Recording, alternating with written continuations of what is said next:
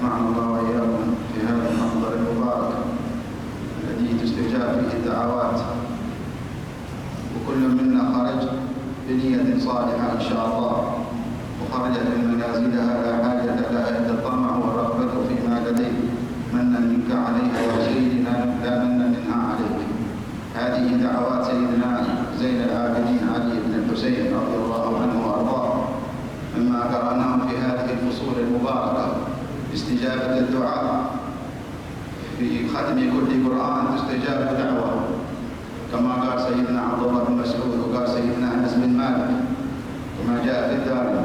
سيدنا أنس بن مالك رضي الله عنه كان يجمع أهله، وكانوا كثير ممن وصل من أولاده وأحفاده إلى 150، ويجمعهم على ختم القرآن.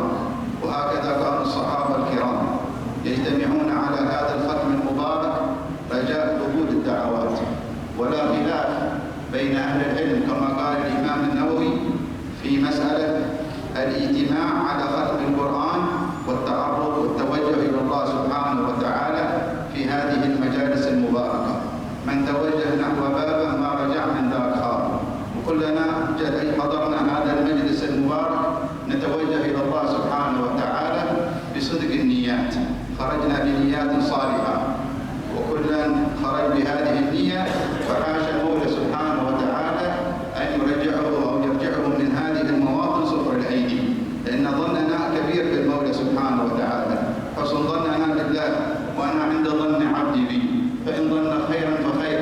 هكذا ينبغي أن تكون نياتنا الصالحة، كما سبق من أسلافنا الصالحين كانوا يأتون إلى هذه المجالس لا ينظرون إلى ذواتهم ولا وجاهاتهم ولا إلى مقاماتهم، وبهذا باجتماعهم تجتمع النيات ويرفع كم من بلاء على الأمة، وكم من فرج يكون في هذه البلدة وفي غيرها، حتى على أعدائنا وعلى من حارب هذه المجالس تحصل فرج له ويحصل له الطلب.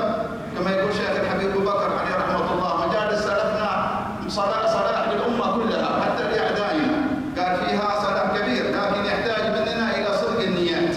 فإذا أتينا كل من له نية ويدخل نيته في نيات السلف الصالح، لأن نياتهم عظيمة يا إخوان. إذا حضروا إلى مثل هذه المجالس لهم نيات كبيرة، لربما نحن فاتت علينا وما استحضرناها، ولكن عندما ننوي النيات ونقول وننوي بما نوى به أسلافنا الصالحين، بما نوى به السلف الصالح ممن سبقوا في هذه الأماكن الطاهرة وحقق لهم النيات الكبيرة في الدنيا وفي الآخرة. وهكذا كان السلف الصالح رضي الله عنهم وارضاهم، حتى إنهم في ختوماتهم يسألون الله سبحانه وتعالى قراءة القرآن في برازخه، كما يقول ابن الجوزي وما يرويه أبو بكر البغدادي بسنده عن ابن التمار قال: رأيت ابن عجلان الحسن بن عجلان قال: رأيته في المنام.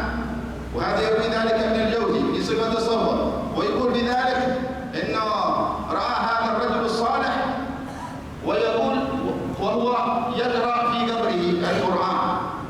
قال: ما الذي جعلك أن تقرأ القرآن في قبرك؟ ما الذي وصلك بهذا الحال أنك تقرأ القرآن؟ قال: سألت الله سبحانه وتعالى وأنا في مجلس الختم أن أقرأ القرآن حتى في قبري، وأستمر بقراءة القرآن وختمه ولو في قبري. فحقق الله له ذلك، هذه النية حقق الله سبحانه وتعالى له هذا المطلب بهذه النيات العظيمة. ما يرد الله سبحانه وتعالى دعوة في هذه الختومات المباركة، ولكن كما يقولون النية والمطية والمدد بالمشهد. فمن كان له مشهد عظيم وله نظر عظيم فالله سبحانه وتعالى يكرمه. وهكذا كانت من أمنياتهم العظيمة يحقق الله سبحانه وتعالى لهم فرج للأمة. ومما نشاهده من العزوف